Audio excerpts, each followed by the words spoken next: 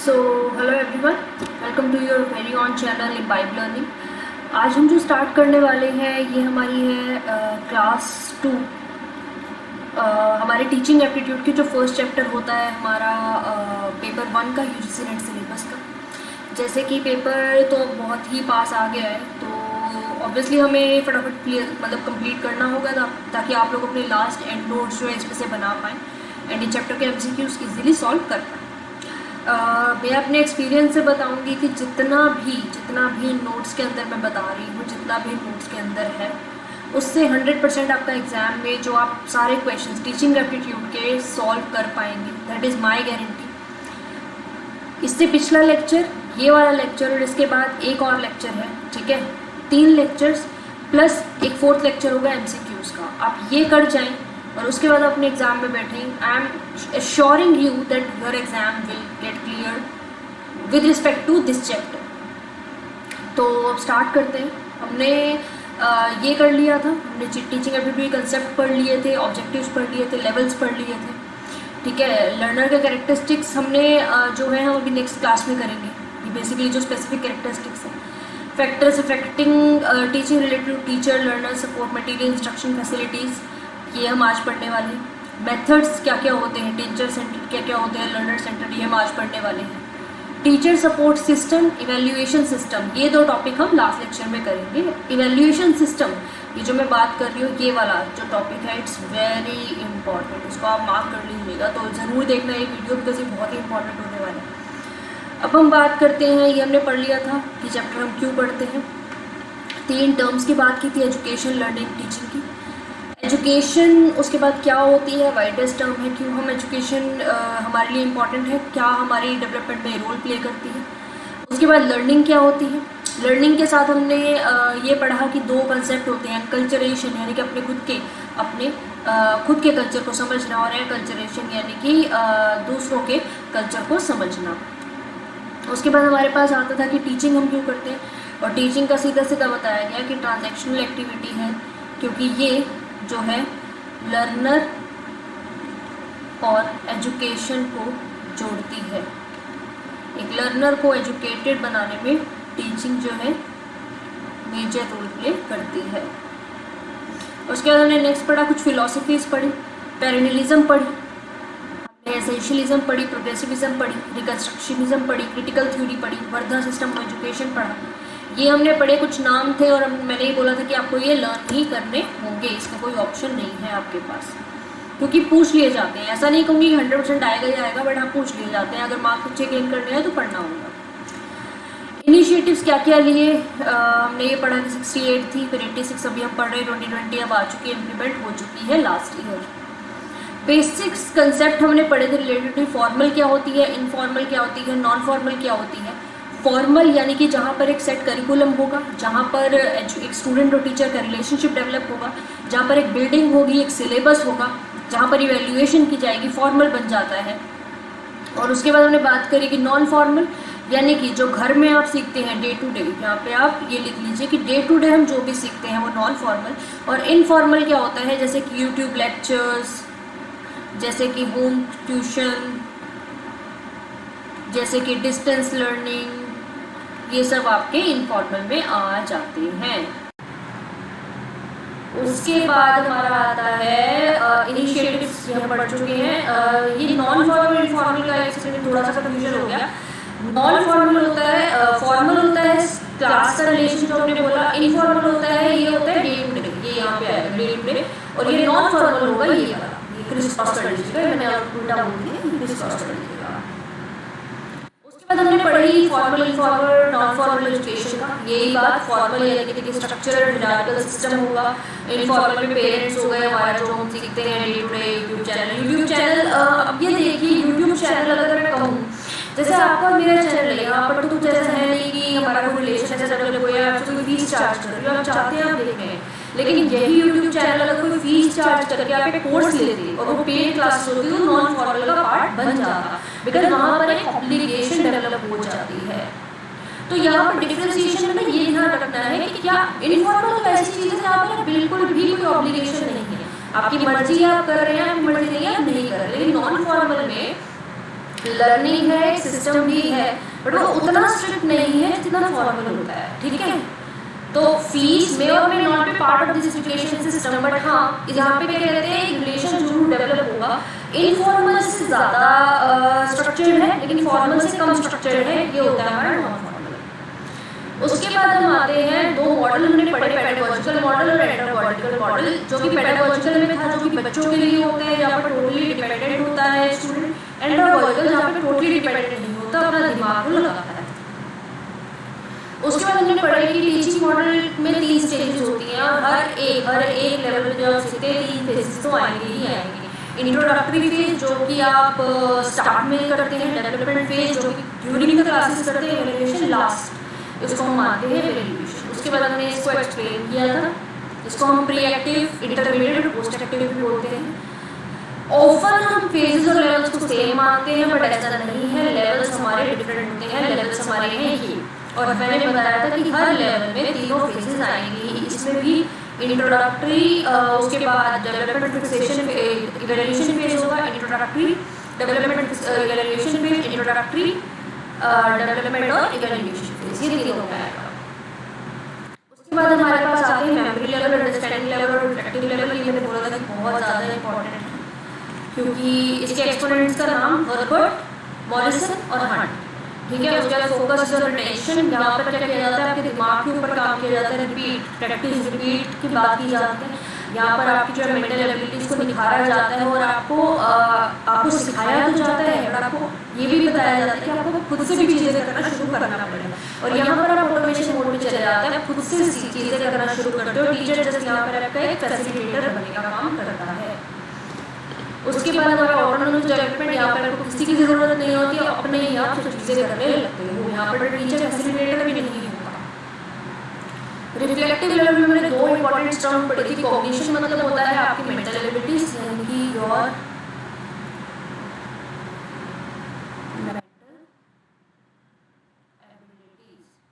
और यहाँ पर आता है कि when you are totally aware, यानी कि आप इस लेवल ऑफ मेंटल एबिलिटी पे पहुंच चुके हो कि आप जहाँ पर हो आप वही काम में आपका ध्यान है। फॉर एग्जाम्पल, आपको यहाँ पर पढ़ा रही हूँ, लेकिन मेरा साथ में कहीं और भी ध्यान है, मुझे पता है ये भी कर रहा है, वो भी कर रहा है, ऐसा नहीं। To be present in the movement is the metacognition part. उसके बाद हमने पढ़ा कि 2 तरह टर्म्स होती है टीचिंग, बाइपोलर है या ट्राइपोलर है। तो जॉन एडम्स, मैंने कहा था बहुत इंपॉर्टेंट, जॉन एडम्स ने कहा कि टीचर जो है 2-वे प्रोसेस है, टीचर लर्नर के बीच में। लेकिन जॉन डुई ने क्या बोला, टीचर करिकुलम लर्नर, कि अगर करिकुलम ही नहीं होगा तो टीचर पढ़ाएगा क्या, तो ये 3-वे प्रोसेस। उसके बाद वर्टिकल और हॉरिजॉन्टल टीचिंग, जब हम एक ही टॉपिक को, वन टॉपिक को हम थोरोली पढ़ते हैं, वो होती है वर्टिकल, और जब हम साइमल्टेनियसली बहुत सारे टॉपिक पढ़ते हैं, वो होती है हॉरिजॉन्टल। टीचिंग और ट्रेनिंग क्या सेम है, हमने बात करी नहीं। टीचिंग जो है थ्योरेटिकल है, और ट्रेनिंग जो है प्रैक्टिकल है। फॉर एग्जाम्पल, बाय प्रोफेशन मैं एक कंपनी सेक्रेटरी हूँ, जैसे चार्टर्ड अकाउंटेंट होते हैं, मेरी कंपनी सेक्रेटरी होते हैं। हम सब में क्या होता है, after you attain your degree, मतलब आपको जो अपनी क्वालिफिकेशन आपकी हो जाती है, आपके पास CS की डिग्री आ जाती है, उसके बाद आपको ट्रेनिंग करनी पड़ती है, उसे हम आर्टिकलशिप बोलते हैं। वो कुछ ड्यूरेशन की होती है, उसे हम वहाँ पे टीचिंग नहीं बोलेंगे, बिकॉज मैंने अपनी पढ़ाई में जो कुछ भी किया, मैंने उस ट्रेनिंग में उसको प्रैक्टिकल लाइफ में इम्प्लीमेंट किया। तो जब मैं उसको इम्प्लीमेंट करती हूँ तो वो ट्रेनिंग बन जाता है। तो बेसिकली स्किल बेस्ड होता है, ट्रेनिंग इज स्किल बेस्ड। अब आपको हम यहाँ पे कर रहे हैं कि हम बेसिक टर्म्स हमें पता चल चुके हैं, बेसिकली हमें क्या क्या चीज़ें पढ़नी होती है, हम ये चैप्टर क्यों पढ़ रहे हैं, चैप्टर में क्या क्या है, सब कुछ हमें समझ आ चुका है। अब हम बात करेंगे कुछ, हम थोड़ी टेक्निकल बातों में जाएंगे जो कि बहुत इंपॉर्टेंट है एग्जाम पॉइंट ऑफ व्यू। सबसे पहले हम पढ़ने वाले हैं टैक्सोनॉमीज। टैक्सोनॉमी का मतलब क्या होता है, हम यहाँ पे पढ़ेंगे, साथ साथ रहिए और धीरे धीरे पढ़ेंगे, समझेंगे चीज़ों को कि मेरे क्या पढ़ना है। हमें बोला जाता है कि टैक्सोनॉमी जैसी आपसे क्वेश्चन में पूछ भी लिया जाएगा कि टैक्सोनॉमी पर, लेकिन पहले पता तो हो कि टैक्सोनॉमी होता क्या है। Taxonomy is the practice and science of categorization और क्लासिफिकेशन, यानी कि चीज़ों को क्लासिफाई करना। फॉर एग्जाम्पल, अगर मैंने कहा that you have to make a tea, make a cup of tea, अब आप क्या करेंगे, अब सेग्रीगेट करेंगे। पहले हमें पानी लेना है, फिर हमें उसे बॉईल करना है, फिर हमें उसमें इंग्रेडिएंट्स डालने हैं, फिर उसमें मिल्क डालना है, एंड देन फाइनली हमारी टी जो है जी ये तैयार। अब इसको यानी कि पूरी प्रोसेस को जब हमने कैटेगराइज किया, क्लासिफाई किया इनटू डिफरेंट स्टेजेस, इसे ही हम कहते हैं टेक्सोनोमिक्स। ऐसे ही टीचिंग एप्टीट्यूड को पढ़ते हुए कुछ चीज़ें हैं जो हमें ध्यान रखनी है, ठीक है। वो चीज़ें हमें ध्यान इस तरह से रखनी है कि उन्हें कुछ कैटेगरीज में बांट दिया गया। फॉर एग्जाम्पल देखिए, आप क्लास में पढ़ने गए, चैप्टर का मतलब क्या है कि जब आप क्लास में जाए पढ़ने एज अ टीचर, तो आपको ना ये चीज़ें पता होनी चाहिए कि क्लास में किस तरह का बिहेवियर एक स्टूडेंट एक्सपेक्ट करता है जिससे मैक्सिमम रिजल्ट आपको मिल पाए। अल्टीमेट गोल तो क्या होगा कि 100% सक्सेस रेट हो, क्लास में सब बच्चे अच्छे मार्क्स से पास हो, वो कैसे अचीव होगा। तो ये कुछ लोग थे जिन्होंने कुछ टेक्सोनोमीज दी, यानी कि कुछ प्रैक्टिसेस दी जो हम एक्चुअल लाइफ में जब इम्प्लीमेंट करेंगे, जब हम अप्लाई करेंगे, तो हमारे रिजल्ट जो है कि एज अ टीचर जो रिजल्ट पाना चाहिए वो हमें ईजिली मिल जाएंगे। अब मैं आपको थोड़ा और इसको क्लियरली समझाती हूँ। देखिए, एक टैक्सोनॉमी का नाम है सोलो। नाम सोलो नहीं है, इसका जो फुल फॉर्म है structure of observed learning outcome. अब इसका नाम आप ध्यान से पढ़िए। सोलो बोलती है there are various level which shows the increase in students understanding complexity. आप क्लास में गए, ठीक है, ये एक स्टूडेंट है, इसे कुछ समझ नहीं आता, ठीक है। अब उसने कहा, आप क्लास में गए, पता टीचर क्लास में गए, आपने देखा ये स्टूडेंट जो है इसको कुछ भी समझ नहीं पा रहा। तो जो दो लोग थे, John B Biggs and Kevin F, इन्होंने कहा कि जब आप किसी भी स्टूडेंट को पढ़ाते हैं तो जो आउटकम आप चाहते हैं, ये कुछ स्टेजेस में डिवाइड होता है, तभी वो आउटकम आपको मिलेगा। जब तक आप एक स्टूडेंट पर ये चीज़ें अप्लाई नहीं करेंगे, आपका डिजायर्ड आउटकम आपको कभी नहीं मिल सकता। अब हम ये सारी चीज़ों को इस तरह से जोड़ेंगे कि हमने सबसे पहले पढ़ा कि टैक्सोनॉमी क्या था। टैक्सोनॉमी का मतलब ये है कि किसी भी प्रोसेस को, किसी भी चीज़ को क्लासिफाई करना, यानी कि उसको कुछ भागों में बांट देना ताकि हमारे लिए वो चीज़ समझना भी और समझाना भी बहुत ही आसान हो जाए। उसके बाद हमने एक एग्जाम्पल लिया कि देखिए स्टूडेंट का इसको कुछ भी समझाते तो समझ नहीं आता। तो दो लोग हैं, जॉन बी बिग्स और केविन एफ, इन्होंने कहा कि टैक्सोनॉमी बनाते हैं, यानी कि चीज़ों को क्लासिफाई करते हैं जिससे कि हमारा जो आउटकम है वो हमारा डिजायर्ड आउटकम की इक्विवेलेंट हो जाए। Actual outcome is equal to desired outcome. तो चीज़ों को उन्होंने कैसे बांटा ये देखिए। उन्होंने कहा कि ये जो स्टूडेंट था, मैं ये वो स्टूडेंट है, ठीक है, ये आप टीचर है, उसने कहा कि पहला स्टेज क्या होगा, प्री स्ट्रक्चर। आपने एक टॉपिक समझाया, ठीक है, आपने मुझे ये बताया कि पानी कैसे इवेपोरेट होता है। यहाँ पर इस स्टेज पर उस बच्चे को कुछ भी नहीं पता, ठीक है, उसे कुछ भी नहीं पता। उसके बाद आपने क्या किया, किसी एक एस्पेक्ट पर फोकस किया। इसको ये वाला एग्जाम्पल लेते हैं, हम एग्जाम्पल लेते हैं, ठीक है। मैंने ना एक बताना है, मैंने बताना है उसे डिफॉरेस्टेशन के साइड इफेक्ट। डिफॉरेस्टेशन मतलब कि पेड़ काटने से क्या क्या हार्म होते हैं, तो हम उसको मतलब समझाने हैं, तो हम कैसे समझाएंगे, उस बच्चे को भी कुछ नहीं पता। अब हम क्लास में गए, मैंने उसे बताया कि ठीक है जी, हम आज पढ़ेंगे डिफॉरेस्टेशन के साइड इफेक्ट। बच्चे को कुछ समझ नहीं आया, pre structure not understood the point. अब बात आई सेकंड स्टेज। मैंने कहा चलो ठीक है, ये समझ गए तो मैं धीरे धीरे शुरू करती हूँ। मैंने यूनिट स्ट्रक्चर में एक चीज़ पकड़ी, मैंने बोला कि ये ना एक पेड़ है। बच्चे को समझ आया कि अच्छा ये पेड़ है, ये पेड़ है। फिर आया जी हमारा नेक्स्ट स्टेज। मैंने उनसे भी समझा दिया कि ये पेड़ है, ठीक है, ये हमारा घर है। अब हमारा नेक्स्ट स्टेज, मैंने उन्हें बोला कि ये पेड़ है, ये हमारा घर है। पेड़ हमें ऑक्सीजन देता है और हम जो कार्बन डाइऑक्साइड छोड़ते हैं वो हमसे लेता है। मल्टीपल चीज़ें पहले मैंने एक चीज़ समझाई कि पेड़ है और ये हमारा घर है। सेकेंड मैंने मल्टीपल चीज़ें समझाई कि पेड़ जो है ऑक्सीजन देता है और हमसे जो है कार्बन डाइऑक्साइड लेता है, मल्टीपल चीज़ें। अब मैंने इसका जो है ना रिलेशन बिठाया, मैं रिलेशनल फेज पे गई। हमने क्या बताया कि देखो अगर पेड़ हमें ऑक्सीजन देता है और हमसे कार्बन डाइऑक्साइड लेता है, मतलब हमारे लिए वो कितना ज़रूरी है, जब ऑक्सीजन तो हमारे मतलब जिंदा रहने के लिए मैंडेटरी चीज़ है ना, मैंडेटरी चीज़ है। तो यानी कि अब बच्चे को समझ आने लगा कि अच्छा अगर ऑक्सीजन हमें पेड़ देते हैं वो हमारे जिंदा रहने के लिए मैंडेटरी चीज़ है, मतलब हम जी नहीं पाएंगे अगर ऑक्सीजन नहीं लेंगे, तो यानी कि पेड़ तो बहुत हेल्पफुल चीज़ है। तो मैंने रिलेशन बिठाया। अब मैंने इससे एक नया कंसेप्ट निकाला, कैसे कि डिफॉरेस्टेशन, मतलब ये सारी चीज़ों का एक रिलेशन कि यानी कि हमें ज़्यादा से ज़्यादा पेड़ उगाने चाहिए, क्योंकि अगर पेड़ को काटा जाएगा तो डिफॉरेस्टेशन होगी, और डिफॉरेस्टेशन का मतलब है कि ऑक्सीजन पर्याप्त मात्रा में नहीं मिल पाएगी।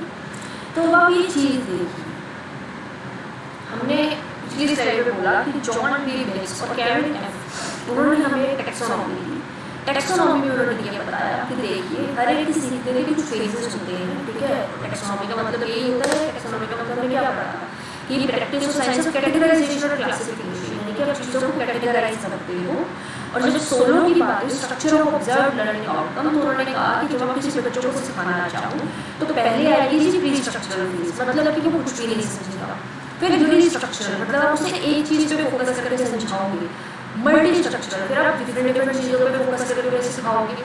फिर आप सब चीज़ों का रिलेशन बैठाओगे, और जब वो सारी चीज़ों को अच्छे से समझ जाएगा तो एक्सटेंडेड एक्सट्रैक्ट, मतलब प्रीवियस टॉपिक में से नया टॉपिक आप निकालोगे, क्योंकि जब तक प्रीवियस टॉपिक्स की मास्टरी नहीं होगी नया टॉपिक आप नहीं निकाल सकते।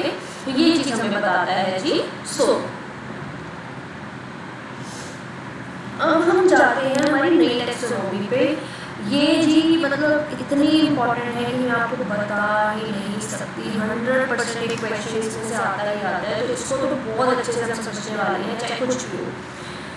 ब्लूम्स टैक्सोनॉमी, ब्लूम्स टैक्सोनॉमी का नाम ब्लूम्स टैक्सोनॉमी क्यों है, क्योंकि जी ये बेंजामिन ब्लूम ने दी थी। तो इसके जो हमारे देने वाले हैं प्रोपोनेंट हैं वो है Benjamin Bloom. One of the commonly used taxonomies by the teachers in their teaching activity is Bloom's taxonomy. मैं बार-बार एक चीज़ पे फोकस कर रही हूँ, देखिए ये लाइन लिखी हुई है, used by teachers in their teaching activity. Taxonomy का मतलब ही ये है कि जब आप एक टीचर बनेंगे तो आप क्या ऐसी चीज़ों को यूज़ करें जिससे आप एक इफेक्टिव टीचर बन पाए। कैसे आप क्लासीफाई करें अपने पूरे सिलेबस को, कैसे उसको आप डिफरेंट पार्ट्स में बांटें, कुछ चीज़ों से आपको मैक्सिमम आउटकम मिल पाए अपनी क्लास का। अब ब्लूम टैक्सोनॉमी सोलो पढ़ ली,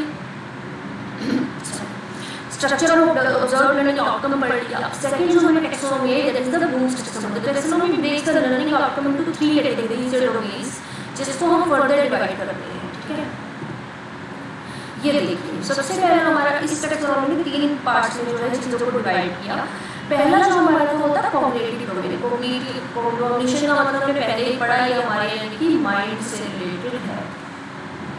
तो ये टैक्सोनॉमी जो है नॉलेज बेस्ड है। इसमें क्या क्या चीज़ें देखी जाती हैं कि आप चीज़ों को याद रखें, समझें, उन्हें अप्लाई करें, एनालाइज करें, इवैल्यूएट करें, क्रिएट करें।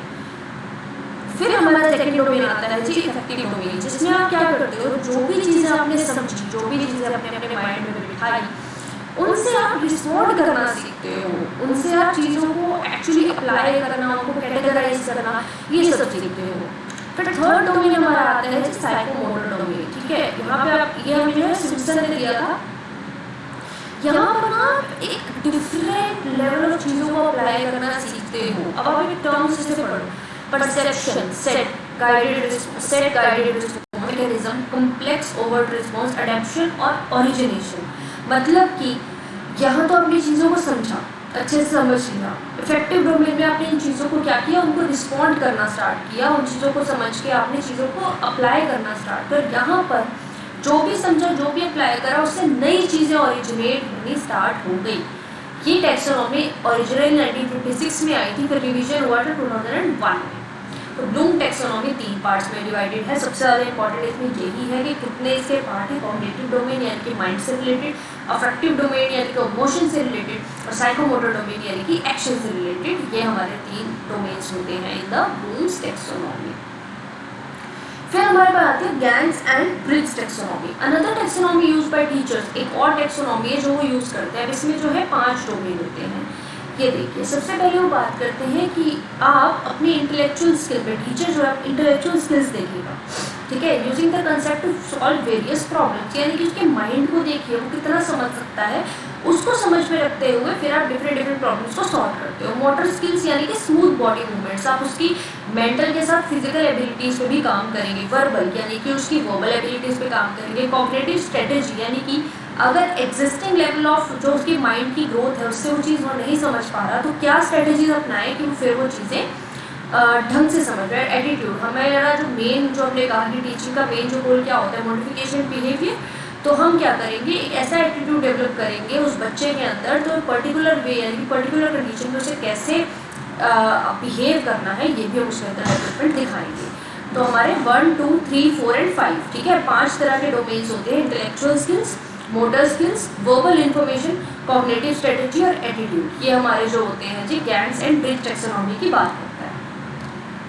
अब हमारे कुछ फ्रेमवर्क हैं। फ्रेमवर्क यानी कि टैक्सोनॉमीज, यानी कि ये तो हमारी जो है चीज़ों को क्लासीफाई करता है ना इनटू कि किस तरह से हम बेटर परफॉर्म कर सकता है टीचर, वो तो हमारा टैक्सोनॉमी ने बता दिया किस तरह से हमें जो अपनी पूरी टीचिंग को क्लासीफाई करना है। फ्रेमवर्क जो बताता है इनिशियली किसने दिया था, फ्लोरिडा स्टेट यूनिवर्सिटी ने, इसको एडी के नाम से है जी, और एडी का फुल फॉर्म है analyse, design, develop, implement and evaluate. अब आपसे क्वेश्चन क्या पूछा जाएगा, एडी की फुल फॉर्म पूछी जा सकती है, किसने दी थी, पहले फ्लोरिडा स्टेट यूनिवर्सिटीज़ ने दी थी, ठीक है, और उसके बाद इसकी मतलब हम क्यों ये पढ़ते हैं, ताकि हम जो है वही जिस तरह से टैक्सोनॉमी में चीज़ों को क्लासीफाई करते हैं, सिमिलरली फ्रेमवर्क ये बताते हैं कि जब आप पढ़ाना शुरू करें पहले आप चीज़ों को क्या करेंगे, एनालाइज करेंगे कि क्लास कैसी है, बच्चों की मेंटल एबिलिटीज़ कैसी हैं, फिर आप उस तरह से अपनी चीज़ों को जो है डिज़ाइन करेंगे, अपने सिलेबस को डिज़ाइन करेंगे, बच्चों की डेवलपमेंट पे काम करेंगे, उसके बाद चीज़ों को एक्चुअली इम्प्लीमेंट करेंगे और फिर लास्ट में उनका इवेल्यूएशन करेंगे। उसके बाद हमारे बहुत इंपॉर्टेंट आते हैं मैक्सिम्स ऑफ टीचिंग, ठीक है। मैक्सिम्स जो है क्वेश्चन कैसे बनता है, ये भी देखिए हम जो अभी पढ़ रहे हैं, हम एज अ टीचर पढ़ रहे हैं कि हम किस तरह से अपनी टीचिंग को इफेक्टिव बना पाए, चाहे तो टैक्सोनॉमीज हो वो भी यही बताती हैं, चाहे तो हमारी फ्रेमवर्क हो वो भी यही बताती है, और सिमिलरली मैक्सिम्स जो होते हैं वो भी यही बताते हैं कि टीचर्स ने या स्कॉलर्स ने अपने एक्सपीरियंस से कुछ ऐसे रूल्स बनाए जिससे कि किस तरह से पढ़ाया जाना चाहिए, इतने सालों में उन्होंने देखा कि किस तरह से हम पढ़ाएं ताकि हमारा जो है रिजल्ट जो है वो फ्रूटफुल हो। ये मैक्सिम्स जो हैं बहुत इंपॉर्टेंट है और किस तरह से पूछे जाते हैं कि ऐसा भी हो सकता है कि आपको 4 ऑप्शन दे दे कि इनमें से क्या क्या मैक्सिम है और क्या क्या मैक्सिम नहीं है। तो ये देखिए पहला मैक्सिम हमारा है फ्रॉम नोन टू अननोन। बच्चे को आप ऐसे पढ़ाएंगे कि पहले उसे जो पता है उसको वो बताइए, मतलब उससे जानिए कि अच्छा आपको ये पता है, और वहाँ से उसका कनेक्शन बिठाइए जो उसे नहीं पता उससे, ठीक है। अगर से मैं एग्जांपल लेती हूँ, जो मैंने अभी एग्जांपल लिया पीछे डिफॉरेस्टेशन का, तो मैंने उस बच्चे को इतना पता था कि देखो ये पेड़ है और ये एक घर है और पेड़ हमें जो है जी ऑक्सीजन देता है और हमसे कार्बन डाइऑक्साइड लेता है, मैंने उसको ये इतना पता था। मैंने उससे क्या लिंक बिठाया कि अगर यानी कि हम पेड़ों को काटेंगे तो हमारी ऑक्सीजन जो है वो भी कम हो जाएगी, जिससे कि हमारा सर्वाइवल भी कम हो जाएगा। तो ये नोन टू अननोन होगा। सेकेंड मैक्सिमम हमें बोलता है सिंपल टू कॉम्प्लेक्स। पहले उन्हें सिंपल चीज़ें समझाओ, कॉम्प्लेक्स पे बाद में जाओ। अगर मैं उस बच्चे को सिंपल सीधा ये बता देती ना कि डिफॉरेस्टेशन में क्या होगा ना, पेड़ जो है कट जाएंगे और आप जो है फिर जी नहीं पाओगे प्रॉपर्ली, तो वो सही समझेगा। तो पहले उसको सिंपल चीज़ें समझाओ और फिर कॉम्प्लेक्स में जाओ।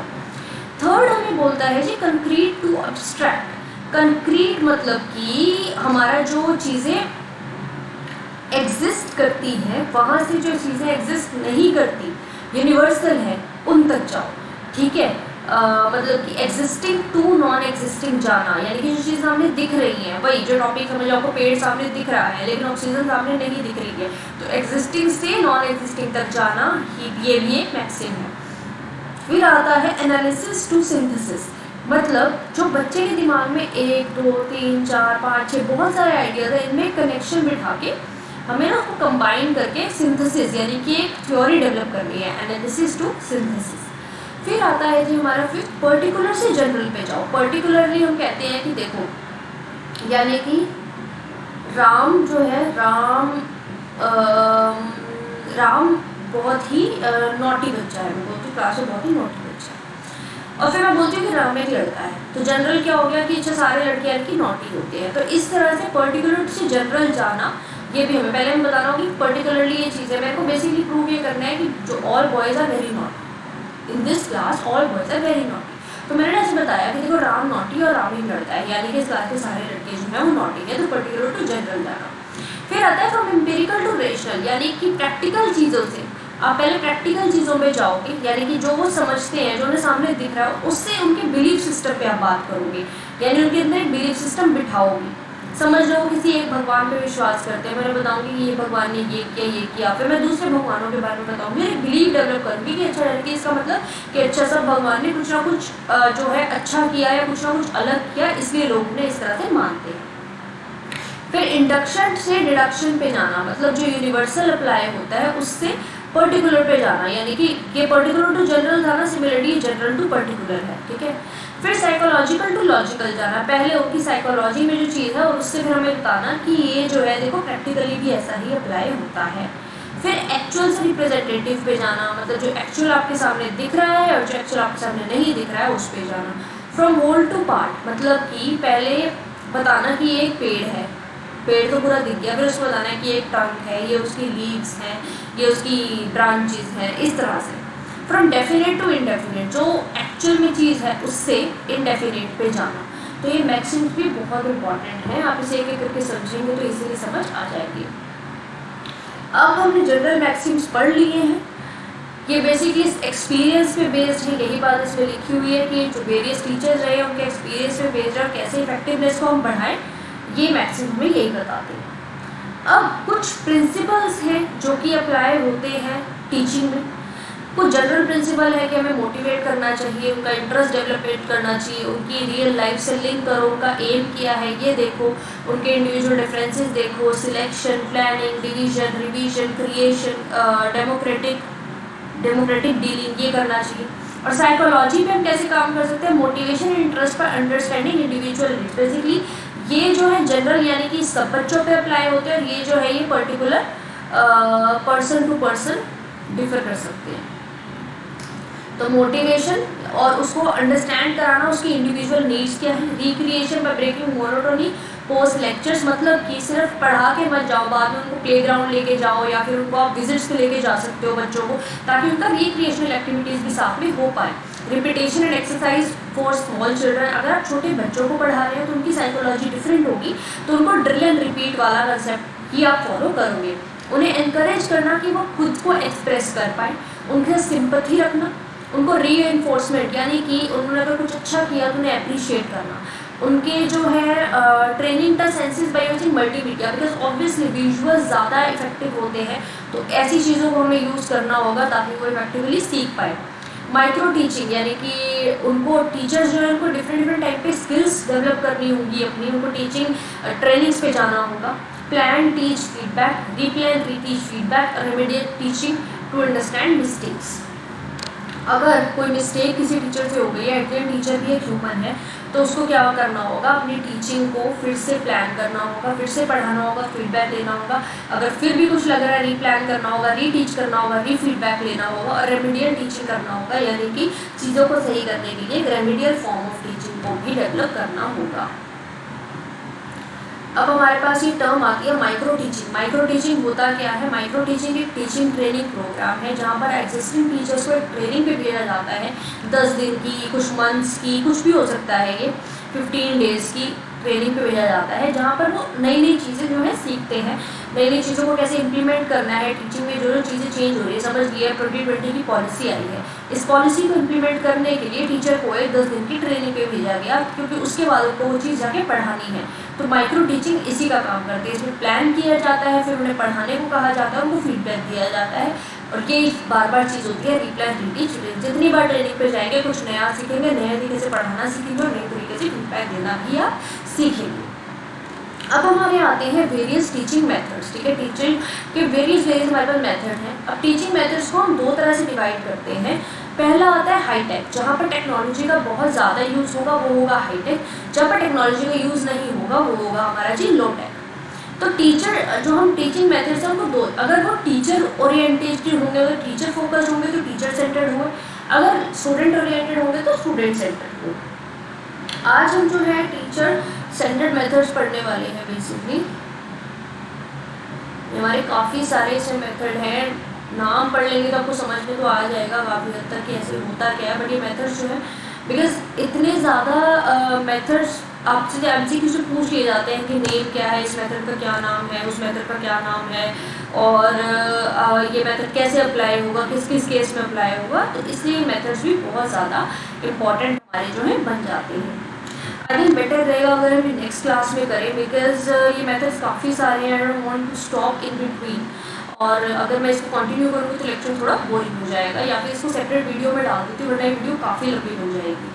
तो ठीक है, ये वाली वीडियो हम नेक्स्ट वीडियो में ये हम टॉपिक डिस्कस करते हैं। आप प्लीज़ ये यहाँ तक अच्छे से क्लियर कर लीजिए ताकि कोई भी डाउट ना रहे मन में।